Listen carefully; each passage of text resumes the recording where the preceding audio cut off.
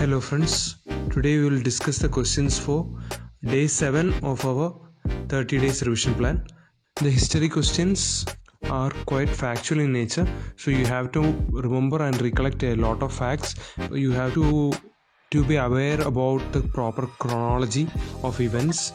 That will help you to eliminate so many questions and options as well. So I will discuss one by one. First question, consider the following statements. Nizamul Mulk accepted rights of muktis to collect and appropriate taxes under the Ikta system. All the Delhi Sultanate rulers accepted that Ikta lands need not be transferred from one mukti to another. The question is about Ikta system. It is an administrative practice that was undertaken by the Delhi Sultanate rulers. Ikta is grant of land that was assigned to the Iktadars. These were assigned by the king. The persons to whom these Ikta lands were assigned, they are called as muktis. This system was actually originated from the Persian side, so it was not an indigenous practice of India. Nizamul Mulk was a famous person who devised the system in Persia. He actually considered a lot of rights to the muktis who were having some rights to collect the taxes, and these taxes can be appropriated by muktis as well. The surplus amount had to be brought back or given back to the king as well.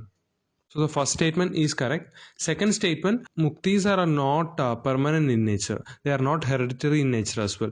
Initially it was hereditary, but later on Alauddin Khilji and other Delhi Sultanate rulers made it non-inheritable, so that Iqtidars will have a better administration. So the second statement is correct.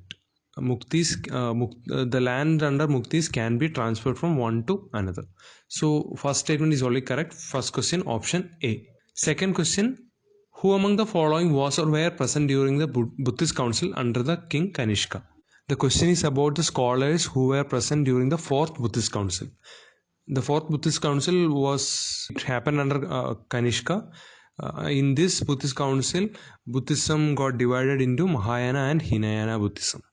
Ashokosha and Vasumitra were the scholars who were under Kanishka, and they were the main leaders who took charge of the fourth Buddhist council. Out of the four options, 1 and 4, that is the correct answer. Option D is the correct answer. Ubali is a Buddhist disciple, direct disciple of Buddha, and Katyayana is a Vedic priest. So 1 and 4, option D is the answer. Second question, option D. Third question, Digha Nikaya, Anguttara Nikaya and Kudak Nikaya are contained in Vinaya Vidaga, Sutta Vidaga, Abhidhamma Vidaga, Dhamma Sangiti. The basic texts of Buddhism are three Vidagas, which are Vinaya Vidaga, Sutta Vidaga and Abhidhamma Vidaga. So the stories of those stories that are contained in Digha Nikaya are mentioned in the NCERT, so you have to be aware about in which text it is contained. Digha Nikaya is actually a subpart of Sutta Vidaga. So option B, option B is the answer. Fourth question, consider the following statements. Saint Namdev was a contemporary of Madhavacharya. Saint Namdev's writings are included in Sri Guru Granth Sahib, the holy book of Sikhism. Which of the above statements is or are correct? Namdev is a Bhakti saint. He belonged to the area of Maharashtra. He is a major saint that belongs to Warkari traditions of Bhakti movement. It is currently associated with Hinduism, Warkari sect of Hinduism. So Namdev actually lived during the 13th and 14th century. Madhavacharya, who is known for Dvaita school of philosophy, also lived during this period. So they both are contemporaries. The teachings and writings of Saint Namdev are included in Sri Guru Granth Sahib, the holy book of Sikhism. There are a lot of poets and Bhakti saints whose writings are included in Holy Book of Sikhism. So if you know that, you can say that probably the second statement is correct. And also, while checking the chronology, Namdev actually lived during the 13th and 14th century. After about 100 years, Guru Nanak was active and his ideas were evolved into the Holy Book of Sikhism. So based on that chronology also, that is correct. So 1 and 2, both the options are correct for option C. Fifth question, which of the following monuments is or are found in the Aihole group of monuments? Ladkan Temple, Durga Temple, Lotus Mahal. Select the correct answer using the code given below. In this question, you need to know that the Aihole group of monuments belong to the example of Chalukyan architecture. You have to either eliminate one of the option. If any of them seem unlikely, you can eliminate it. If you eliminate at least one, you can eliminate 3 options. Otherwise, you have to check which of them are correct through your knowledge. If you don't know which of them are belonging to Aihole group of monuments, it is quite difficult to attempt this question. But the third option, Lotus Mahal, is a very famous temple. It is a very famous stone palace structure that was excavated from the Hampi ruins. It is actually located in Hampi and is devoted to the Vijayanagara kingdom. So 1 and 2. Fifth question, option A is the answer. Ladkan and Durga temple, they both belong to Chalukyan architecture. Other important temples here are Meguti temple and Ravanapadi caves as well. Fifth question, option A is the answer. Sixth question, consider the following statements. Mahavira attained Kaivalya on the banks of Rijupalika river. Kalpasutra is a Jain text written by Bhadrabahu containing the biographies of Jain Tirthankaras. First statement is quite factual. Mahavira attained Kaivalya on the banks of Rijupalika river. We know that Mahavira has attained Kaivalya, but we don't know on the banks of which river. If you do not know about that, it will be quite difficult to attempt the first statement. But the second statement, you can go with your basic knowledge or some assumptions as well, because the second statement says that Kalpasutra is a Jain text written by Bhadrabahu. So we know that Bhadrabahu is a Jain monk. There in that statement there is a logical conclusion that many of the things that are mentioned are related to Jains itself. So second statement, there is a possibility that it is more on the correct side. First statement, you have to be factually know that Mahavira attained Kaivalya on the banks of Rijupalika river. So both the statements are correct. Sixth option C is the answer. Seventh question, which of the following pillar inscriptions contains the name of Kalidasa inscribed in it? Uttaramerur inscription, Aihole inscription, Girnar inscription, Hadikumba inscription.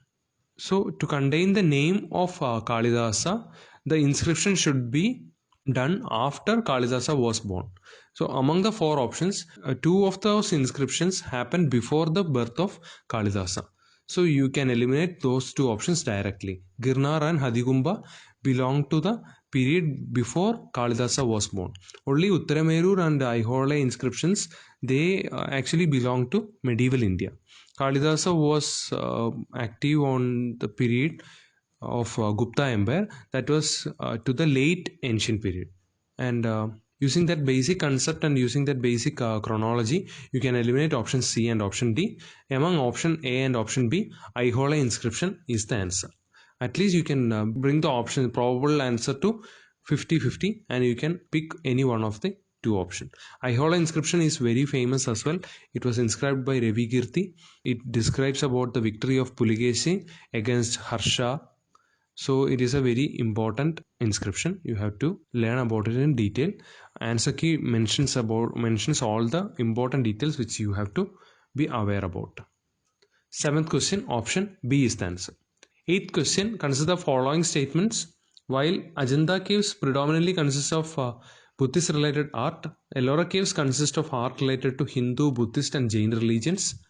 The images of Avalokiteshvara as a savior from 8 great perils are found in both Ajanta and Ellora caves.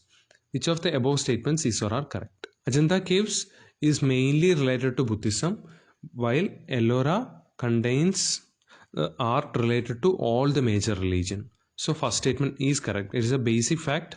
You have to know that. Second statement, images of Avalokiteshvara as a savior from great perils are found in both Ajanta and Ellora caves.